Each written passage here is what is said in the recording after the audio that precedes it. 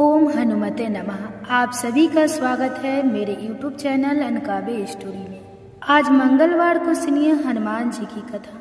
एक नगर में एक वृद्धा रहती थी। उसका एक ही पुत्र था। उस वृद्धा की हनुमान जी पर बहुत गहरी आस्था थी। वह हर मंगलवार का व्रत रखती थी और हनुमान जी की पूजा आराधना करती थी। एक बार हनुमान जी ने अपनी भक्ति में उस वृद्ध महिला की श्राद्ध का परीक्षण करने का विचार किया। हनुमान जी साधु का वेश धारण कर वृद्धा के घर गए और पुकारने लगे कि है कोई हनुमान भक्त जो हमारी इच्छा पूर्ण करे। तब आवाज उस वृद्धा के कान में पड़ी।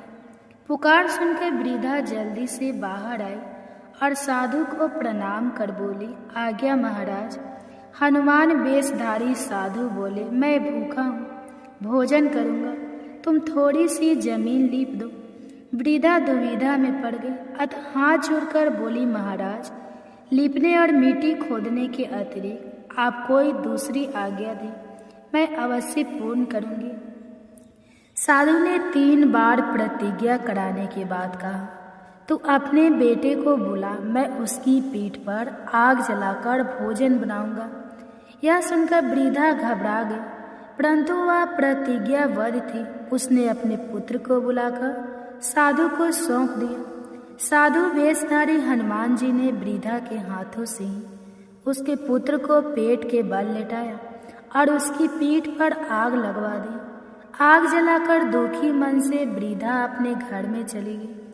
इधर भोजन बनाकर साधु ने वृद्धा को बुलाकर कहा कि उनका भोजन बन गया है, तुम अपने पुत्र को पुकारो ताकि वह भी आकर भोग लगा ले। इस पर वृद्धा बोली, उसका नाम लेकर मुझे और कष्ट ना दे।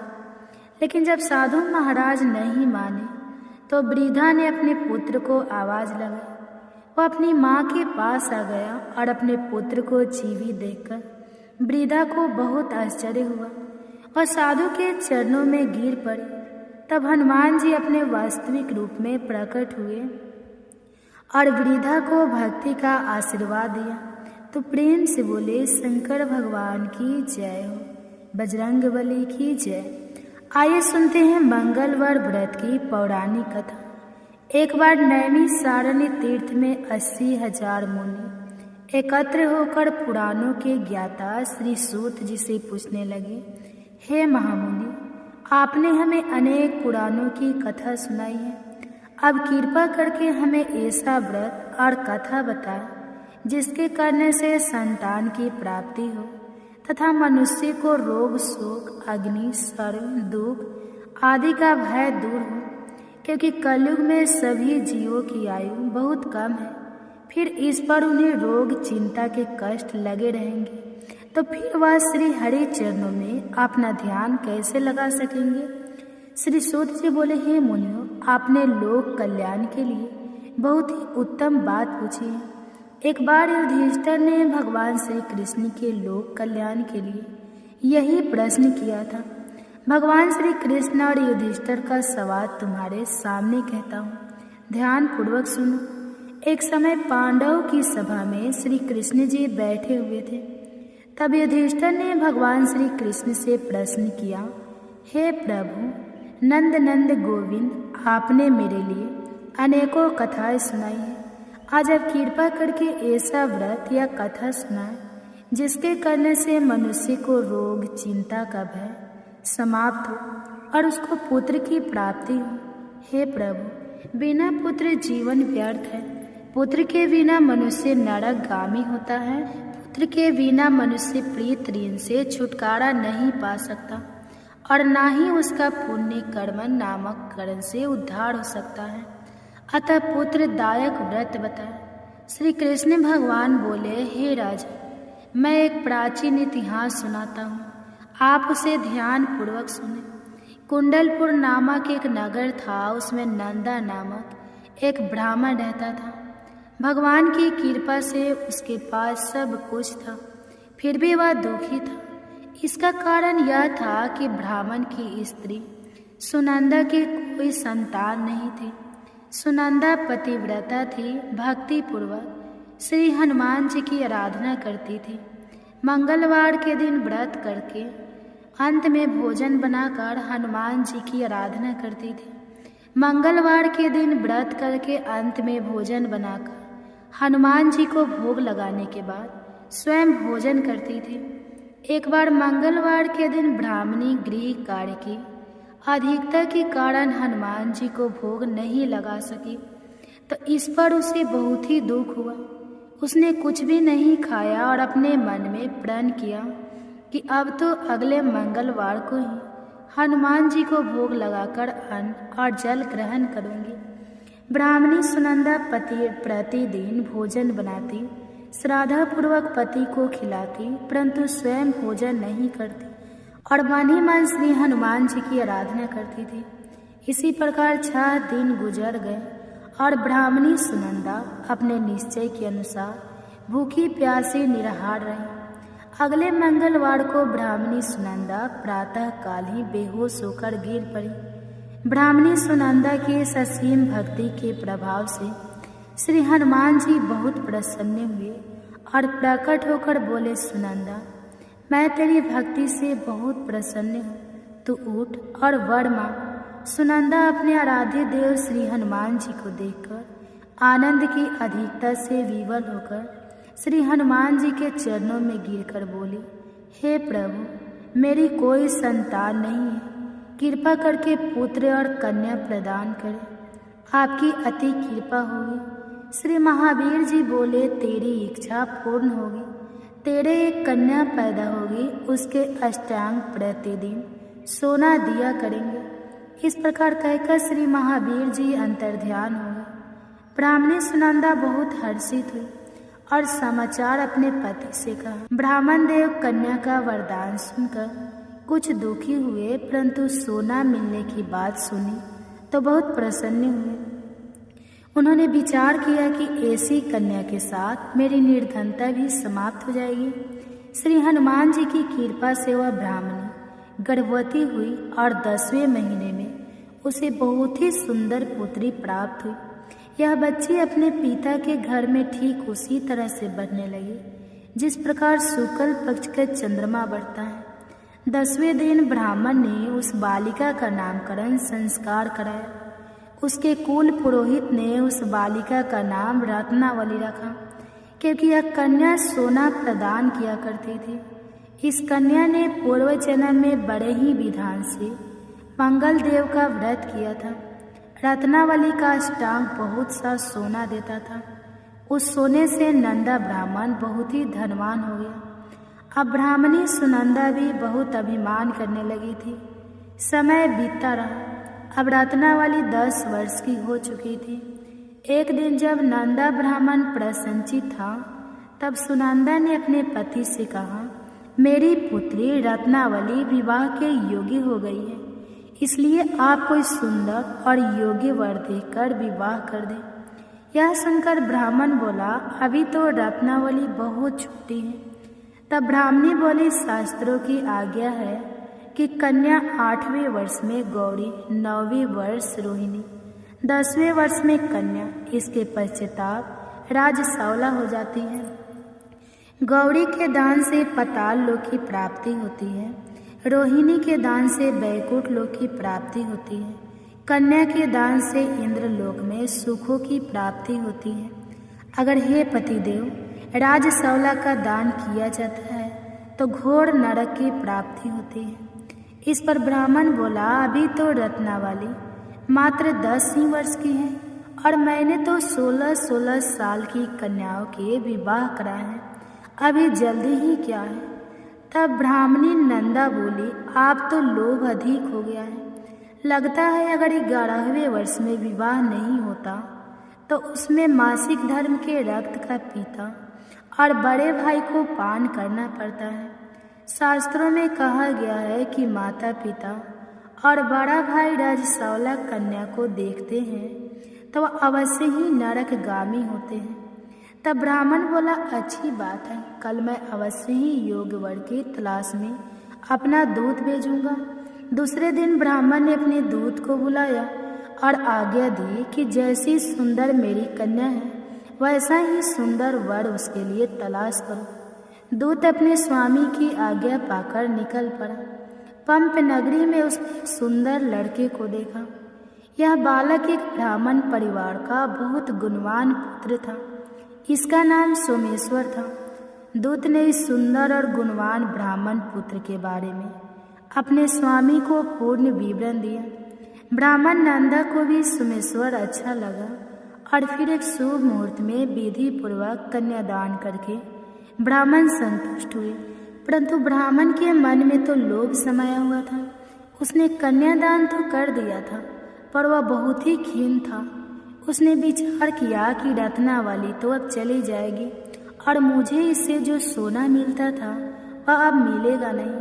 मेरे पास जो धन था कुछ तो इसके विवाह में खर्च हो गया और जो शेष बचा है वह भी कुछ दिनों के बाद समाप्त हो जाएगा। मैंने तो इसका विवाह करके बहुत बड़ी भूल कर दी। अब कोई ऐसा उपाय हो कि रत्नावली मेरे घर में ही बनी रहे, अपनी ससुराल ना जाए। लोभ रूपी राक्षस ब्राह्मण के मस्तिष्क पर छाता जा रहा था। रात भर अपनी सैया पर बेचैनी से करवटें बदलते बदलते उसने एक बहुत ही क्रूर निर्णय लिया।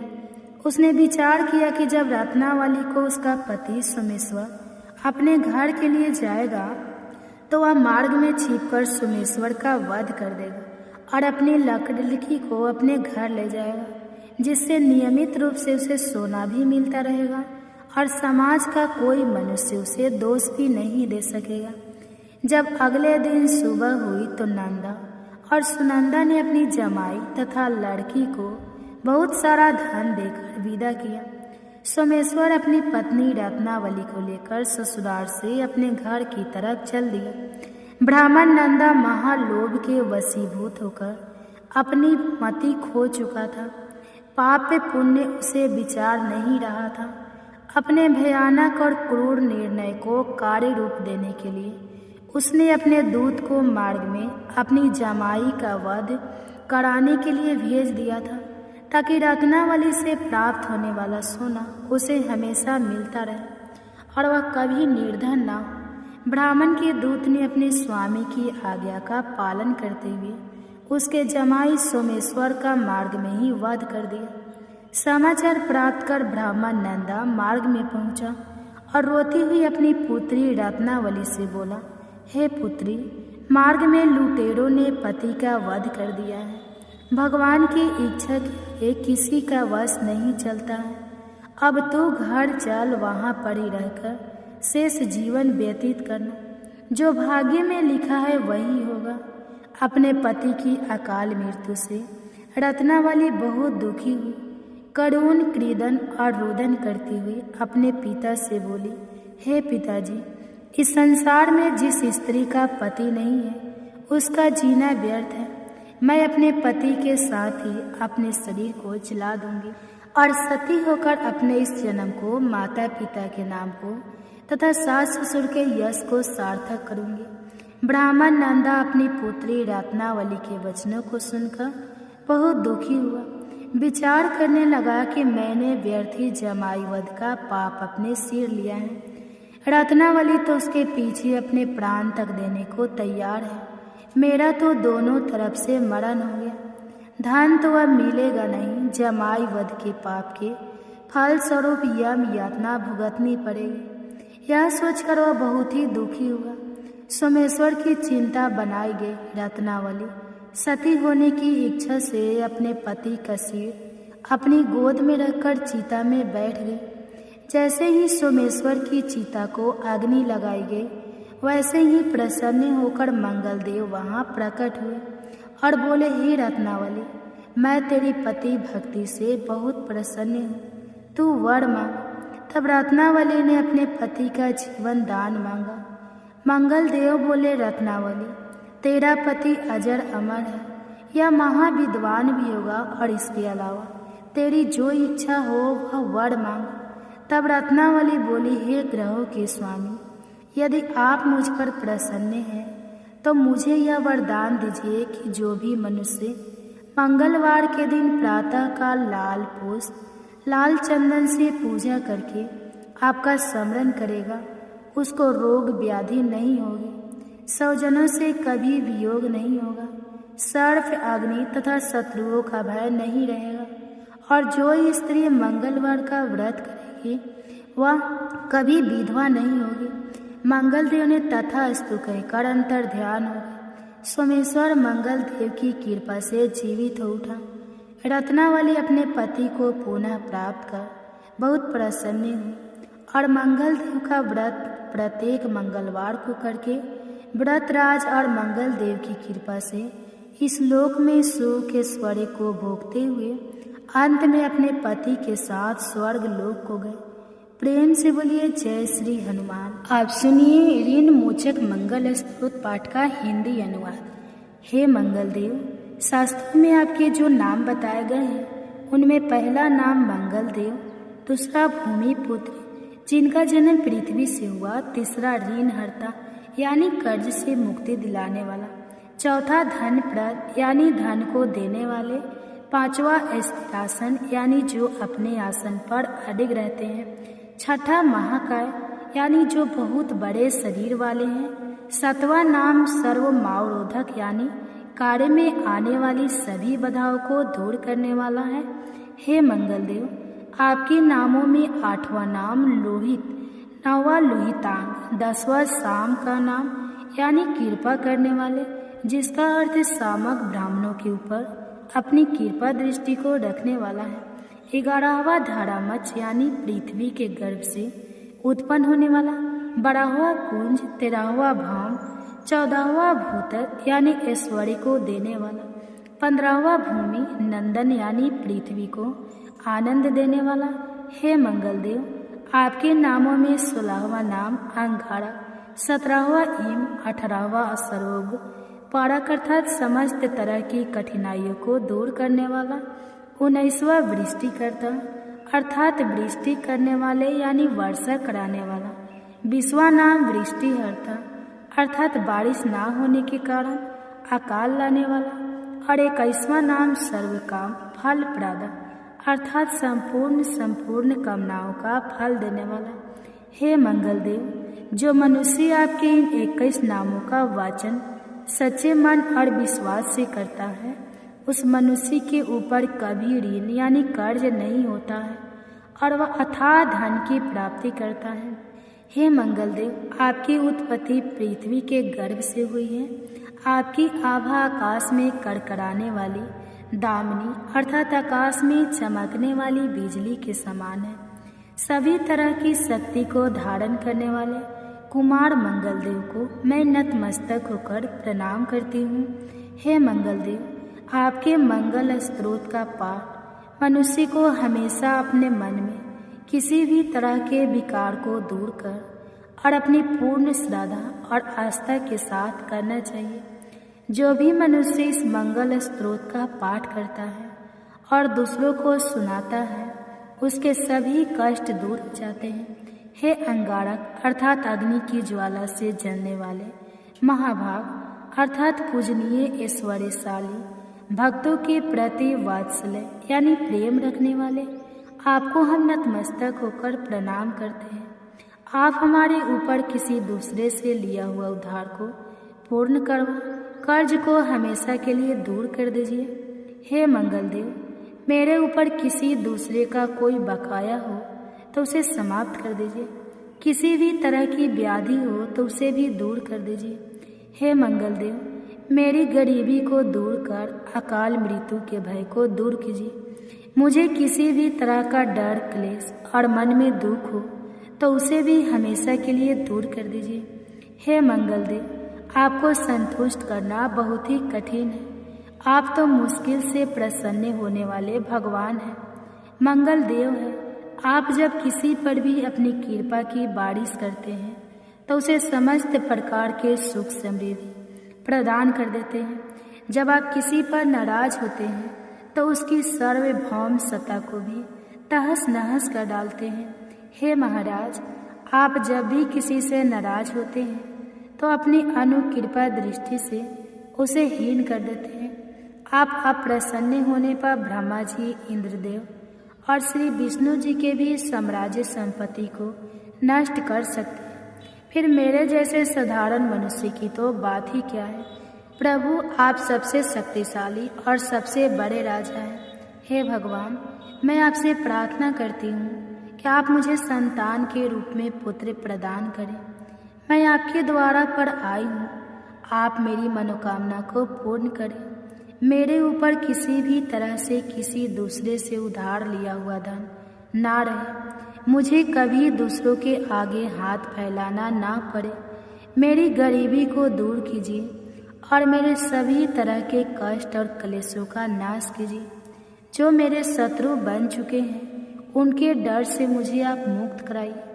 जो भी मनुष्य इन 12 श्लोकों वाले ऋण मोचक मंगल स्त्रोत से मंगल देव की वंदना करता है, उस मनुष्य पर मंगल भगवान का प्रसन्न होकर उसे धन धान्य प्रदान करते हैं।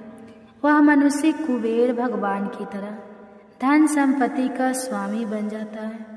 वह मनुष्य हमेशा ईवा रहता है। श्री ऋण मोचक मंगल स्त्रोत के उच्चारण मात्र से मनुष्य को किसी भी तरह के कर्ज से मुक्ति मिल जाती है। अगर कोई मनुष्य अपने जीवन काल में अपनी आवश्यकताओं की, अपनी कामनाओं की पूर्ति के लिए किसी दूसरे मनुष्य से कर्ज लिया होता है और किसी कारणवश कर्ज चुका पाने में असमर्थ हो जाता है, तो उसे ऋण मोचक मंगल स्त्रोत का पाठ करना चाहिए। कर्ज में डूबे हुए मनुष्य से ऋण मोचक मंगल स्त्रोत का जाप श्रद्धा और विश्वास के साथ से नियमित रूप से करता है तो उसे कर्ज से मुक्ति मिल जाती है। ऋण मोचक मंगल स्त्रोत पाठ समाप्त। सभी मिलकर प्रेम से बोलिए मंगल देव की जय। ओम हनुमते नमः। मंगलवार व्रत की पावन कथा और की स्त्रोत समाप्त होती है। जो भी भक्त मन से इस कथा को सुनते और उनकी स्त्रोत को सुनते हैं, व्रत का पालन करते हैं, उन पर भगवान श्री राम और बजरंगबली हनुमान जी की विशेष कृपा होती है। उनके जीवन से सभी दुख बाधाएं और डर दूर हो जाते हैं। तो श्री शिवाय नमस्तुभ्यं। ओम नमः शिवाय। हर हर महादेव। प्रिय श्रोता, आज हम सुना रहे हैं आपको भगवान शिव और माता पार्वती की एक बहुत ही सुंदर और सच्ची कहानी। आप इस कहानी को पूरा सुने और वीडियो को लाइक करके शेयर करें और हमारे चैनल को सब्सक्राइब करके बेल आइकन को ऑन कर लें, ताकि ऐसे ही वीडियो की नोटिफिकेशन आपके पास सबसे पहले पहुँचे। तो चलिए शुरू करते हैं। एक बार भगवान शिव ने अपनी दिव्य शक्ति से एक बड़े कढ़ाई को प्रकट की। कढ़ा जिसमें हम भोजन पकाते हैं और जिसे हम कढ़ाई कहते हैं। तो अब भगवान शिव कढ़ाई को प्रकट करके उसे एक तरफ रखकर ध्यान में मग्न हो गए। इतनी देर में माता पार्वती स्नान करके भगवान शिव के समक्ष आती हैं और आकर उन्होंने क्या देखा कि भगवान शिव के सामने एक बड़ा सा भारी भरकम काढ़ा रखा हुआ है और उसी के सामने भगवान शिव ध्यान मग्न बैठे हुए हैं। अब तो देवी पार्वती बड़े आश्चर्य में पड़ गई।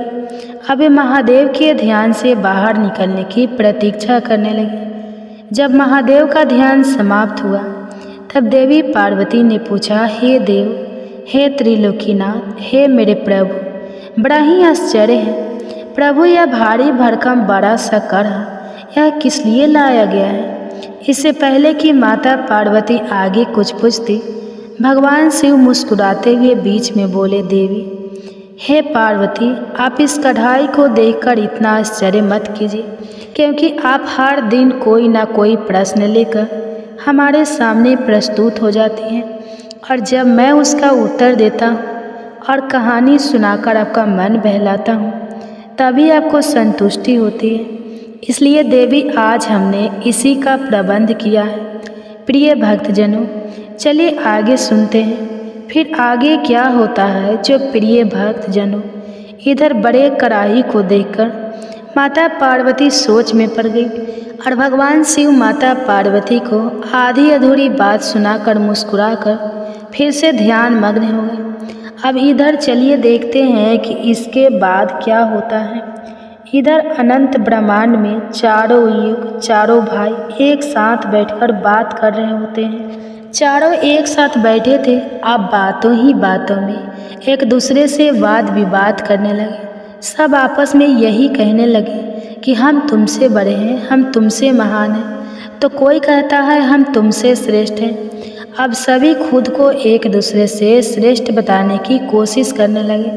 तब सबसे पहले सतजु कहने लगा कि अरे मूर्खों, तुम सब मुझसे छोटे हो, भला तुम मेरी बराबरी कैसे करने लगे। जब त्रेता युग ने सतजु की यह बात सुनी तो उसने कहा कि तुम सबसे बड़े कैसे हो सकते हो। अरे तुम सब में से बड़ा तो मैं हूँ, मैं ही सर्वश्रेष्ठ हूँ। तुम सब मुझसे भला श्रेष्ठ कैसे हो सकते हो। इतने में ही द्वापर युग भी बोल उठा कि तुम मुझसे श्रेष्ठ कैसे हो सकते हो। अरे तुम सब में से श्रेष्ठ तो मैं हूँ, तुम लोगों का श्रेष्ठ होने का तो कोई सवाल ही नहीं उठता। अब उन सब की बात सुनकर भला कलयुग कैसे चुप रहता। कलयुग भी बीच में बोल उठा, तुम तीन मुझसे श्रेष्ठ बन रहे हो। अरे असलियत तो तुम जानते ही नहीं, असलियत तो यही है कि श्रेष्ठ मैं ही हूँ। इस तरह से अब वाद विवाद करते करते वे चारों युग आपस में ही लड़ाई झगड़ा करने लगे। अब चारों युगों ने मिलकर एक योजना बनाई। वे आपस में कहने लगे कि इस तरह तो वाद विवाद करके कोई फैसला ही नहीं हो पाएगा। हम सब मिलकर क्यों न कैलाश पर्वत पर चले। वे चारों युग आपस में कहने लगे कि इस प्रकार लड़ते रहें तो अच्छा होगा, हम सब मिलकर कैलाश पर्वत पर विराजमान भगवान शिव के पास चलते हैं। अब तो वही हमारा फैसला करेंगे। इस तरह से आपस में समझौता करके चारों युगों ने कैलाश पर्वत की ओर प्रस्थान किया। चलते चलते आखिरकार वे कैलाश पर्वत पर पहुंच गए। वहां पर पहुंचकर चारों युगों ने भगवान शिव को प्रणाम किया। चारों युगों को अपने पास आया देखकर भगवान शिव ने उन सभी का स्वागत करते हुए कहा कि आप सभी का हमारे दरबार में, हमारे कैलाश पर स्वागत है। कहो तुम्हारे आने का क्या कारण है। आप तो स्वयं ही कालचक्र हो, तुम सभी तो स्वयं समय हो, फिर ऐसा क्या कारण हो गया कि आपको हमारे पास आना पड़ा।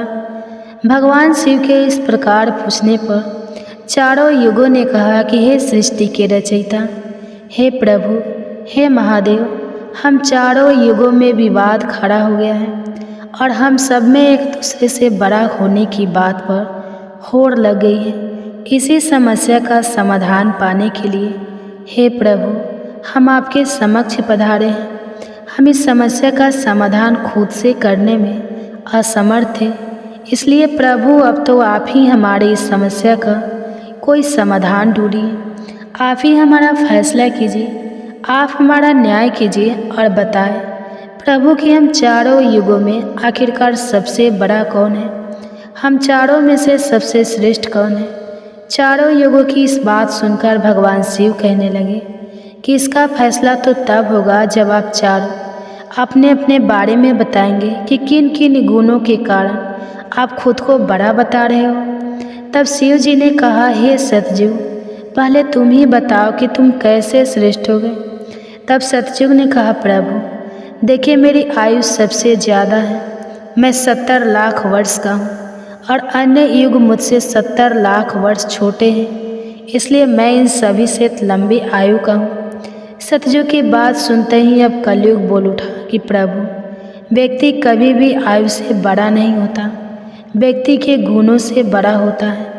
अब देखिए, भगवान शिव ने कलयुग की इस दलील को मान लिया और सतयुग से कहा, हे सतयुग, तुम इस तरह आयु में बड़े होने से तो बड़े नहीं हो सकते। भगवान शिव की यह बात सुनकर सतयुग ने कहा, प्रभु मेरे युग में जो भी व्यक्ति हुए हैं वह तो बड़े ही बलवान हुए हैं, बहुत ही पराक्रमी थे, वह पृथ्वी तक को उठा ले जाए, ऐसे पराक्रमी और बलराम बलवान थे। और जब मेरा राज्य था तब उसमें भगवान श्री हरि विष्णु ने भी कई अवतार धारण किए थे। वराह अवतार भी मेरे ही काल में हुआ था, नरसिंह अवतार भी मेरे ही युग में हुआ था, यहाँ तक कि प्रभु मत्स्य अवतार भी तो मेरे ही युग में हुआ था। सतयुग को अपने बारे में इस तरह बढ़ाई करते देखकर त्रेता युग बोल उठा, नहीं नहीं, प्रभु श्री हरि विष्णु के अवतार लेने से सतयुग बड़ा भरा कैसे हो सकता है। प्रभु मर्यादा पुरुषोत्तम भगवान श्री रामचंद्र जी का अवतार तो मेरे ही युग में हुआ था। उन्होंने संसार को मर्यादा और धर्म पालन सिखाया। रावण जैसे महापंडित और कुंभकर्ण जैसे महान बलवान भी तो मेरे ही शासन काल में हुए थे। प्रभु, इस तरह सतयुग मुझसे बड़ा नहीं हो सकता। फिर इन सब में से तो बड़ा मैं ही हुआ। बस फिर क्या था। जब यह बातें द्वापर ने सुनी तो द्वापर युग महादेव से बोल उठा, हे महादेव, हे प्रभु, यह दोनों बड़े बन रहे हैं, किंतु यह दोनों बड़े कैसे हो सकते हैं? आप देखिए ना प्रभु, आप तो जानते ही हैं, जब मेरा शासन काल आया तो मेरे ही तो शासन काल में भगवान श्री कृष्ण ने अवतार लिया था और जो 16 कलाओं से संपन्न थे, परिपूर्ण थे, पर ब्रह्मा थे, उन्होंने ऐसा विराट रूप दिखाया जो कभी स्वयं भगवान विष्णु ने भी नहीं दिखाया था। इसलिए हे प्रभु, हे भोलेनाथ, यह दोनों योद्धाओं की बात करते हैं तो मेरे शासन काल में भी बड़े बड़े योद्धा द्रोणाचार्य, कर्ण, भीष्म, पितामह, युधिष्ठिर, अर्जुन, भीम, नकुल, सहदेव, कंस आदि ये भी तो मेरे ही शासन काल में हुए थे। प्रभु, यहाँ तक कि बलराम जी भी मेरे ही शासन काल में तो हुए थे। अब बताइए प्रभु, मेरे शासन काल में कौन सा योद्धा भला इन योद्धाओं से कम था? इन सबसे तो श्रेष्ठ मैं ही हूँ। तब तक कलियुग भी बोल उठा कि प्रभु, मैं इनकी बातें सही मानता हूँ, लेकिन इन तीनों के शासन काल में जो भी योद्धा हुए थे, जो भी अवतार हुए थे, उनमें कई काम चोरियाँ पाई गई थी, और जिनके शासन काल में काम चोरी वाले मनुष्य होते हैं, वे भला श्रेष्ठ कैसे हो सकते हैं? कलियुग कहने लगा, नहीं भगवान, मेरा शासन काल सबसे अच्छा है, क्योंकि मेरा शासन काल तो अच्छी अच्छी और नई नई तकनीकों से परिपूर्ण है। मेरा युग मशीनों का युग है, इसलिए मेरा शासन काल सबसे श्रेष्ठ है। अब भगवान शिव उन चारों युगों की बात को, उनके वाद विवाद को सुनकर मन ही मन विचार करने लगे कि किस प्रकार से इन सब की बातों का फैसला किया जाए और किस युग को श्रेष्ठ साबित किया जाए। वहीं पास में ही जगत जननी माता पार्वती भी भगवान शिव के साथ विराजमान थे, जो कि इन सभी युगों के वार्तालाप को बड़े ही ध्यानपूर्वक सुन रही थी।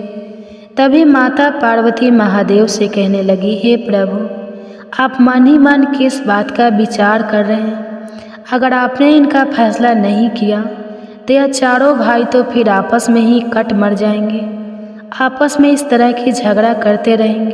प्रभु, इसलिए आपको इनका फैसला तो तुरंत ही करना होगा। अगर इन्होंने ऐसा किया तो सृष्टि का तो काल चक्र ही रुक जाएगा, समय का प्रभाव ही रुक जाएगा। इसलिए हे भोलेनाथ, अब आप ही कुछ कीजिए।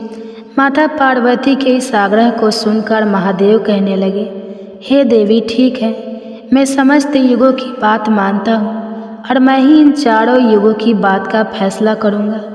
इसके बाद भगवान शिव ने चारों युगों से कहा, चलो ठीक है, अब मैं तुम चारों की परीक्षा लूँगा। जो इस परीक्षा में सफल हुआ वही श्रेष्ठ साबित हुआ। सतयुग बोल उठा, हे भगवान, आप जो चाहे हमारी परीक्षा ले सकते हैं, लेकिन सत्य तो यही है प्रभु कि सबसे बड़ा तो मैं ही रहूँगा। भगवान शिव की बात मानकर आखिरकार चारों युग परीक्षा देने के लिए तैयार हो गए। तब भगवान शिव ने माता पार्वती की तरफ मुस्कुराते हुए देखा और फिर कहा, हे देवी, आप आश्चर्यचकित थी ना कि मैंने अपने सामने यह कढ़ा किस लिए रखा है? तो अब इस कढ़ाई का समय आ गया है। आपने मुझसे प्रश्न किया था कि यह कढ़ाई मैंने किस लिए रखा है और यह फरसा किस उद्देश्य के लिए है। तब क्या था, भगवान शिव ने देखते ही देखते लोहे के फरसे को कैलाश पर्वत के नीचे एक तलहटी में रख दिया और फिर उस कढ़ाई फरसे के पास में ही चावल का एक ढेर भी लगा दिया। फिर भगवान शिव ने चारों युगों को बुलाया और कहा कि तुम चारों ही देख रहे हो ना, इसी से तुम चारों की अभी परीक्षा हो जाएगी। फिर भगवान शिव ने सतयुग से कहा, हे सतयुग, तुम मेरे 500 गणों को जो यहाँ बैठे हुए हैं भोजन बनाकर खिलाना है और इस परसे में रखे हुए चावल को बनाना है और इन चावलों को तुम्हारे ही युग का कोई व्यक्ति बनाएगा और मेरे यहाँ पर जितने भी गण हैं वह सब भोजन करेंगे। इसके बाद भगवान शिव ने आगे कहा, सतयुग, अब तुम्हारे ही युग का कोई व्यक्ति बनाओ और उसे यहाँ भोजन बनाने के लिए भेज दो। तब तक हम सभी लोग यहाँ खड़े होकर देख रहे हैं। भगवान शिव की बात जब सतयुग ने सुनी तो उसने ही बड़ा बलवान योद्धा बनाया। फिर सतयुग ने उस योद्धा से कहा कि जाओ बेटा, इस कढ़ाई में चावल बनाओ और बनाकर भगवान शिव के इन सभी 500 गणों को भोजन कराओ। अपने स्वामी की बात सुनकर वह सतयुग का व्यक्ति वहां आकर के देखता है, जो हजारों टन से भी ज़्यादा का कड़ा है। उसने वहां पर एक चूल्हा तैयार किया और उस चूल्हे पर उस कढ़ाई को रखकर लकड़ियों की व्यवस्था की, आग जलाई और उस कढ़ाई में पानी डाला, फिर चावल डाले और जब चावल बनकर तैयार हो गए तब उसने भगवान शिव के सभी गणों को एक पंक्तियाँ में बैठा दिया और उन सभी को उसने भोजन कराया। सभी गुणों को भोजन कराने के बाद वह बलवान योद्धा अपने स्वामी सतयुग के पास वापस आया और उसे प्रणाम किया। तो सतयुग ने शाबाशी से उसकी पीठ थपथपाई और कहा कि आज तुमने मेरी लाज रख ली, अब तुम यहाँ से जा सकते हो। इसके बाद भगवान शिव ने त्रेता युग से कहा कि त्रेता, अब तुम अपने युग के कोई व्यक्ति को भेजो और यह जो कढ़ा रखा हुआ है इनमें चावल बनाकर मेरे सभी गणों को खिलाओ। त्रेता ने सुना तो कहने लगा कि ठीक है प्रभु, जैसे आपकी आज्ञा। अब त्रेता युग ने भी अपने समय के समान महान बलशाली कुंभकर्ण जैसे बलवान व्यक्ति को उत्पन्न किया और उससे कहा कि हे पुत्र, यह मेरे परीक्षा की घड़ी है, तुम्हें भगवान शिव के समस्त सभी समक्ष गणों को भोजन बनाकर खिलाना है। त्रेता युग के व्यक्ति ने उसे प्रणाम किया और उसके बाद वह वहाँ से तलहटी में चला गया। तलहटी में आकर उसने चूल्हा बनाया, लकड़ियों की व्यवस्था की, आग जलाई और एक हाथ से ही उस भारी भरकम कढ़ाई को उठाकर देखते ही देखते चूल्हे पर रख दिया। फिर उसमें पानी डालकर चावल डाले और जब चावल पक गए तब सभी गणों को बुलाकर उन्हें खाने के बाद भोजन कराया। इसके बाद वह वहाँ से तुरंत कैलाश पर्वत पर पहुँच गया, जहाँ पर चारों युग विराजमान थे। इस प्रकार से त्रेता युग ने भी अपना कार्य पूर्ण किया। अब बारी आई द्वापर युग की। भगवान शिव ने द्वापर युग से कहा, हे द्वापर, अब मैं तुम्हारी परीक्षा लूँगा। जिस प्रकार से सतयुग और त्रेता युग ने परीक्षा दी है, ठीक इसी प्रकार से तुम्हें भी यह परीक्षा देनी होगी। यह सुनकर द्वापर युग ने बलशाली भीम के समान एक व्यक्ति को उत्पन्न किया और उसे आदेश दिया कि हे पुत्र, यह मेरे परीक्षा की घड़ी है, तुम्हें मेरी लाज रखनी है। अब तुम जाओ और बड़े से कढ़ाई में चावल बनाकर भगवान शिव के सभी गणों को भोजन कराओ और मेरी लाज बचाओ। यह सुनकर द्वापर युग के व्यक्ति ने अपने स्वामी को प्रणाम किया और वहाँ से तलहटी में चल पड़ा। तलहटी में जाकर उसने सबसे पहले चूल्हा बनाया, फिर आग जलाने के लिए लकड़ियाँ ढूंढी, लकड़ियों को चूल्हे में डालकर जलाया और पूरी ताकत लगाकर उसने उस बड़े से कढ़ाई को उठाकर जैसे तैसे खींचकर उसे चूल्हे पर रख दिया। वह तो द्वापर युग का व्यक्ति था, तो उसे थोड़ा ज़्यादा जोर लगाना पड़ा और बड़ी मुश्किल से वह कढ़ाई को उठा पाया। इस प्रकार से द्वापर युग के व्यक्ति ने भी चावल तैयार किए और भगवान के सभी गणों को भोजन कराकर वह फिर अपने स्वामी के पास वापस आया। उसके स्वामी द्वापर युग ने उसकी पीठ थपथपाई और उसे वहाँ से विदा किया। अब बारी आती है कलयुग की। तब भगवान शिव कहते हैं, हे कलयुग, अब तुम्हारी बारी है। तुम उस कढ़ाई का वजन देख रहे हो ना, उसका वजन कम नहीं होगा, उसका वजन उतना ही रहेगा, हजारों टन का। लेकिन अब तुम्हें परीक्षा देनी है। तुम तो मानने को तैयार ही नहीं थे कि तुम सबसे छोटे हो, लेकिन तुमने माना ही नहीं। तुम्हारे युग के आदमी की आयु भी मात्र 100 वर्ष की है। सतयुग की आयु 1 लाख वर्ष होती है, त्रेता युग में 10,000 होती है और द्वापर में 1,000 होती है। और हे कलयुग, तुम्हारे शासन में तो मात्र 100 वर्ष की आयु है। तुम्हारा आदमी भी छोटा होता है। जब भगवान शिव की यह बातें कलयुग ने सुनी तो कलयुग कहने लगा कि ठीक है प्रभु, मैं आपकी बात मानता हूँ, लेकिन आप मुझे पहले ही इस तरह से कहकर हताश मत कीजिए। प्रभु, आप तो एक न्यायकर्ता हैं, आपको सभी को बराबर मौका देना चाहिए। भगवान शिव कहने लगे, हे कलयुग, यह कढ़ाई देख रहे हो, हजारों टन का है। वहाँ चावल रखा है, हजारों किलो टन के हैं। और हे कलयुग, तुम्हारा व्यक्ति क्या यह काम कर पाएगा? कलयुग ने कहा, ठीक है प्रभु, अब आप मेरी करनी भी देखिए। कलयुग की बातें सुनकर तीनों युग उस पर हंसने लगे। भगवान शिव भी कलयुग की बातें सुनकर बड़े ही आश्चर्यचकित थे। अब कलयुग ने भगवान शिव से आज्ञा लेकर बड़े ही बुद्धिमान व्यक्ति को पैदा किया, जो बड़ा ही दिव्य व्यक्ति था। वह बहुत ही बुद्धिमान और सर्वगुण संपन्न था। इस तरह के गुणवान व्यक्ति को कलयुग ने पैदा किया और पैदा करने के बाद वह उस व्यक्ति से कहने लगा कि मेरे बेटे, अब तुम ही अपनी शक्ति दिखानी है। कठिन परीक्षा का समय है। यदि तुम इसमें सफल हो गए तो मैं चारों युगों में सबसे छोटा हो जाऊंगा। कलयुग की बात सुनकर वह व्यक्ति अपने महाराज से कहने लगा, हे महाराज, इस एक कढ़ाई की बात करते हैं, आप इसे हजारों कढ़ाई भी अगर मेरे सामने आ जाए तो वह भी मेरे सामने कुछ नहीं है। जब उस कलयुग के व्यक्ति की यह बातें तीनों युगों ने सुनी तो वे उस पर हंसने लगे। अब वे हंस कर आपस में कहने लगे कि आज एक छोटा सा आदमी जिसकी लंबाई मात्र 3 हाथ है, यह भला क्या कर लेगा, जबकि हम युगों की लंबाई तो बहुत अधिक है।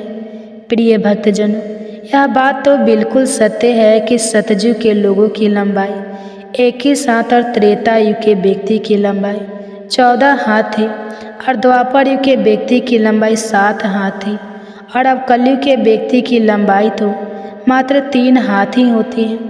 तीनों युग बड़ी जोर जोर से कलयुग पर हंस रहे थे। इधर कलयुग का आदेश पाकर वह कलयुगी व्यक्ति उस तलहटी में गया। तलहटी में आकर उसने देखा कि कढ़ाई का वजन तो सचमुच बहुत ही ज़्यादा है, इसे मैं आसानी से उठा नहीं पाऊंगी। तो उस व्यक्ति ने दिमाग लगाया और उस कढ़ाई के नीचे मिट्टी खोदना शुरू कर दिया। कढ़ाई तो उसने हिलाया तक नहीं, बल्कि उस कढ़ाई को बिना हिलाए डुलाए उसके नीचे एक भट्ठी तैयार कर दी। अब उसे लकड़ियाँ ढूंढने में भी ज़्यादा समय नहीं लगाना पड़ा, क्योंकि वहीं पर कुछ अधली लड़कियाँ पड़ी हुई थी। वह कलयुग का व्यक्ति कितना दिमाग वाला था, उसने कुछ भी नहीं किया, कढ़ाई के नीचे भट्ठी खोद दी और उसी में आग जला दी। चावल को कढ़ाई में डाल दिया और चावल में पानी डाल दिया। चावल इस प्रकार पककर तैयार हो गया। तब उसने भगवान शिव के 4 गणों को बुलाया और उन गणों से कहा कि आप मेरा साथ दीजिए और इन चावलों को आपस में परोस लीजिए। यह बात सुनते ही भगवान शिव के 4 हष्टपुष्ट गण चल देते हैं और देखते ही देखते कतार में बैठे सभी शिवगणों को उन 4 विशाल गणों ने चावल परोस दिए। इस प्रकार सभी गणों ने भोजन कर लिया। तब कलयुग के व्यक्ति ने उन 4 गणों से कहा कि अब आप सभी भोजन कर सकते हैं। तब कलयुग के उस व्यक्ति ने उन 4 गणों को भी भोजन कराया, फिर उस कढ़ाई को साफ किया और कढ़ाई को वहीं छोड़ दिया। इस तरह उसका काम भी पूरा हो गया। अब कलयुग का वह व्यक्ति भी अपने स्वामी के पास कैलाश पर्वत पर आ गया और कहने लगा कि हे प्रभु, मैंने आपका काम कर दिया है। कलयुग ने यह सुना तो बहुत खुश हुआ। तब उसने उस कलयुगी व्यक्ति की पीठ थपथपाई, फिर कहा कि हे पुत्र, तुमने बहुत अच्छा काम किया और इस परीक्षा की घड़ी में मेरा साथ दिया। ऐसा कहकर कलयुग ने उस व्यक्ति को वहाँ से विदा कर दिया। इसके बाद कलयुग ने हाथ जोड़कर भगवान शिव से कहा, हे भगवान, अब आप ही निर्णय कीजिए कि हम सब में से बड़ा कौन है। भगवान शिव कहने लगे कि मैंने तुम चारों युगों की बहुत अच्छे से परीक्षा ली। जब सतयुग की बारी आई तो उसने चूल्हा बनाया, उस पर कढ़ाई रखा, आग जलाई, चावल डाला, पानी डाला। फिर चावल पक गए तो उसने मेरे गणों को बिठाकर उसने स्वयं उन्हें भोजन परोसा, उन्हें खिलाया और अपना कार्य पूरा किया। जब त्रेता और द्वापर की बारी आई तो उन्होंने भी बिल्कुल ऐसा ही किया। अब बारी थी कलयुग की। शायद तुमने देखा नहीं कि मात्र 3 हाथ का व्यक्ति, जिसकी बुद्धि देख लीजिए, ये कढ़ाई कितनी भारी भरकम और बड़ी थी। उसकी बुद्धि देखो, उसने उस कढ़ाई में चावल बना दिए जिस कढ़ाई को वह हिला तक नहीं सकता था। और मेरे इतने गण थे, अगर वह व्यक्ति बाल्टियों से चावल परोसता तो शायद वो परेशान हो जाता। अब देखिए उसकी बुद्धि, उसने उतने में ही 4 गणों को अपनी सहायता के लिए बुलाया और उन 4 गणों को भोजन परोसा और स्वयं बैठा रहा। और ऊपर से उसने बिना हाथ लगाए उस कढ़ाई को भट्ठी पर भी रखा था। यह कितना बुद्धिमान व्यक्ति था और इसलिए यह युग भी बहुत बुद्धिमान हुआ। तब भगवान शिव ने उन चारों युगों से कहा कि कलयुग बुद्धिमान व्यक्ति का युग होगा। तुम सब जैसा शासन करते आए हो, चलो ठीक है, तुम सब की धर्म और निष्ठा भी रही है, सभी ने धर्म का अच्छे से पालन भी किया है, चलो ठीक है। लेकिन तुम्हारे युग के व्यक्तियों में बुद्धि का अभाव था, जिन्होंने कभी अपनी बुद्धि का उपयोग नहीं किया। अब देख लो, रावण और कुंभकर्ण जैसे असुर ने भगवान विष्णु के अवतार को ही नहीं पहचाना और अज्ञानता व शून्य से ही युद्ध कर बैठे, और कारण यह हुआ कि वे युद्ध में मारे गए। अगर उन्हें बिल्कुल भी अपनी बुद्धि का प्रयोग किया होता तो उनका इस प्रकार सर्वनाश नहीं होता। इसलिए हे चारों युगों, आने वाले कलयुग के राज्य में ऐसे ही बुद्धिमान व्यक्ति देखने को मिलेंगे। ऐसी ही तकनीक, ऐसी ही मशीनें बनाएंगे जिससे वे बैठे बैठे ही सारा काम कर सकते हैं, बैठे बैठे ही कोई भी काम कर सकते हैं। कलयुग में व्यक्ति एक ही दिन में भगवान को प्राप्त कर लेगा। इस प्रकार से भगवान शिव ने चारों युगों की समस्याओं का समाधान किया और कहा कि कलयुग की सबसे श्रेष्ठ युग है। यह सुनकर चारों युग अपने अपने धाम